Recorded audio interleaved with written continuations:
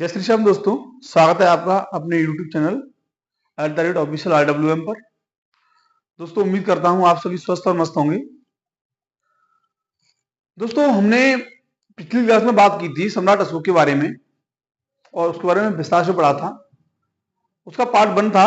आज मैं सम्राट अशोक जो है उस चैप्टर का पार्ट 2 कंप्लीट कर दूंगा और ये यहीं पर जो है मौर्य साम्राज्य फिनिश हो जाएगा। उसके बाद हम आगे अगले टॉपिक में बढ़ेंगे। दोस्तों क्लास आज की स्टार्ट करते हैं। जैसा कि आप देख ही रहे होंगे, मैंने ये नया स्टार्ट किया है कि जो सम्राट अशोक थे इन्होंने कुछ प्रमुख शिलालेख जो है स्टार्ट किए थे। शिलालेखों की शुरुआत जो है सम्राट अशोक ने ही की थी, जिसमें इनका प्रथम शिलालेख था जिसमें पशु बलि की निंदा के बारे में वर्णन किया गया था। ऐसे ही इनका जो दूसरा सेकंड शिलालेख है इसमें पशु व मानव चिकित्सा लोक कल्याणकारी कार्यों के बारे में वर्णन किया गया है। एक पशु चिकित्सा पर, एक मानव चिकित्सा पर जो सबसे बल दिया गया है और जितने भी लोक कल्याणकारी कार्य हैं उन पर भी विशेष रूप से बल दिया गया है। दोस्तों बात की जाए तीसरे शिलालेख की, तो ये तीसरा वाला शिलालेख है, इसमें प्रादेशिक जो अधिकारियों के द्वारा करने के आदेश के बारे में वर्णन है, जानकारी मिलती है। इसके साथ ही जो 4th नंबर का शिलालेख है उसमें दोस्तों जो मैरी घोष की जगह धर्म घोष की घोषणा की गई है। मैरी घोष एक इनका नारा था, उसकी जगह पे इन्होंने परिवर्तन करके धर्म घोष को अपना लिया था। और छठा शिलालेख जो है उसमें आत्म निर्माण की शिक्षा दी गई है कि व्यक्तित्व को किस प्रकार से आत्म निर्माण करना चाहिए। इसके अलावा दोस्तों बात की जाए जो 7वां शिलालेख है उसमें सभी संप्रदायों के लिए सहिष्णुता का भाव की जो है जानकारी प्राप्त होती है। इसके साथ ही दोस्तों बात की जाए 8वें शिलालेख की, तो उसमें सम्राट की धर्म यात्राओं का उल्लेख है, वर्णन है कि सम्राट अशोक ने कौन कौन सी जो है धार्मिक यात्राएं की थी। ठीक है दोस्तों, इसके साथ ही अगर बात करें हम जो 9वें शिलालेख की, तो उसमें धर्म समारोह की चर्चा का वर्णन है, क्योंकि जो क्या बोलते हैं जो सम्राट अशोक थे उन्होंने जो हिंदू धर्म था उसको छोड़ करके बौद्ध धर्म को अपनाया था। मैं आपको पहले बताया था मैंने आपको कि जो कलिंग युद्ध हुआ था उसके पश्चात ये इतने आहत हो गए थे, इनका हृदय प्रवृत्त हो गया था और सम्राट अशोक का, और उन्होंने जो है बौद्ध धर्म को अपना लिया था। पहले ये शिव के उपासक थे। उसके अलावा दोस्तों बात की जाए 10वें शिलालेख की, तो इसमें धर्म नीति की श्रेष्ठता पर बल दिया गया है और साथ ही जो 11वां शिलालेख है इसमें धर्म नीति की व्याख्या पर जो है बल दिया गया है। दोस्तों ये सारे आप जल्दी से कॉपी कर लीजिए। इसके बाद में मैं आपको एक दो शिलालेख और है वो लिखाता हूं, क्योंकि आज छोटी सी क्लास होगी और क्लास पूरी कंप्लीट हो जाएगी, क्योंकि ज्यादा बड़ी भी नहीं है। कल मैं फिर आपको विस्तार से समझाऊंगा। जल्दी से कॉपी करिए दोस्तों, इतना कॉपी कर लीजिए। इस तरह मैं साफ करता हूं।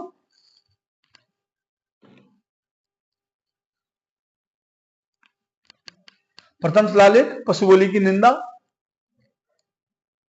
जीवों की हत्या न करना, ये तो बौद्ध धर्म में भी दिया गया है और जैन धर्म में तो विशेष है।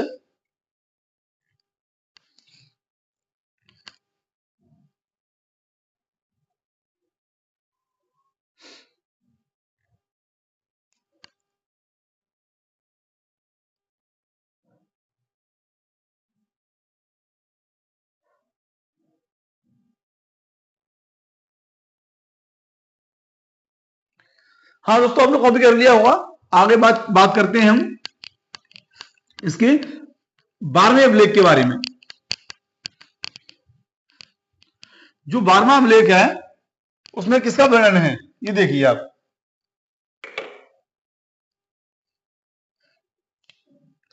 बात की जाए 12वां अभिलेख की,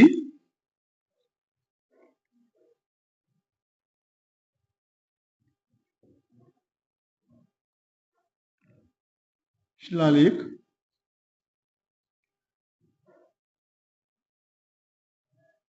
दोस्तों बात की जाए इस 12वें शिलालेख की, तो इसमें जो सर्वधर्म संभाव स्त्री महामात्रा मात्र की चर्चा की गई है। किसकी? सर्वधर्म संभाव, सर्वधर्म संभाव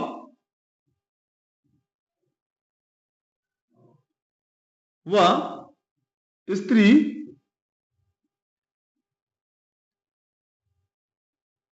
महामात्र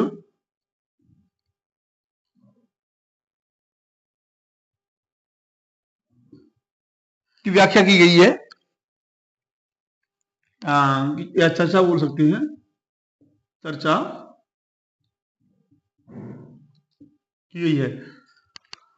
सर्वधर्म समावेश का मतलब है दोस्तों कि सभी धर्मों को समान जो है भावना या भाव प्रदान करना, या सभी धर्मों को समान रूप से मानना। ठीक है, तो ये 12वां जो शिलालेख है उसमें सभी धर्मों को समान रूप से जो है आदर सम्मान देने की बात की गई है, और स्त्री महामात्र की चर्चा भी की गई है। इसके साथ दोस्तों बात की जाए अपने 13वें अभिलेख की, 13वां अभिलेख, 13वां जो शिलालेख है इनका,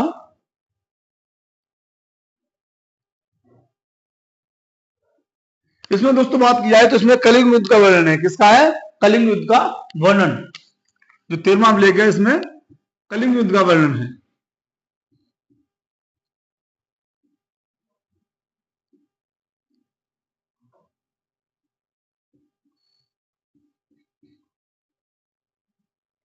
ठीक है दोस्तों, और एक अंतिम और है इसके अलावा जो 14वां है, लेकिन वो खास नहीं है। तो ये जो इंपोर्टेंट है ये वाले मैंने आपको करा दिए हैं। इसकी चीज एक चीज और नोट कर लीजिए आप, जो सम्राट अशोक थे उनके जो स्तंभ लेख हैं उनकी संख्या 7 है। लिख लीजिए इस पॉइंट को भी। अशोक के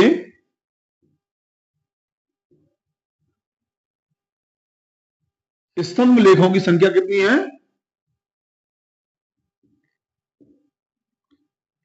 संख्या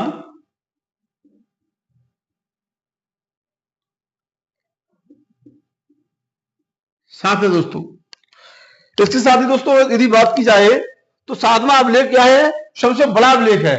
जो 7वां अभिलेख है इसको आप हाईलाइट कर दीजिए, मैं इसको ब्लैक से करा देता हूं।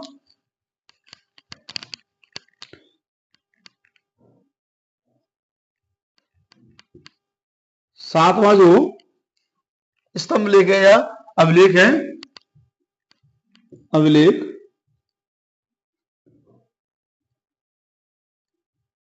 वो कैसा है दोस्तों? सबसे लंबा है, सबसे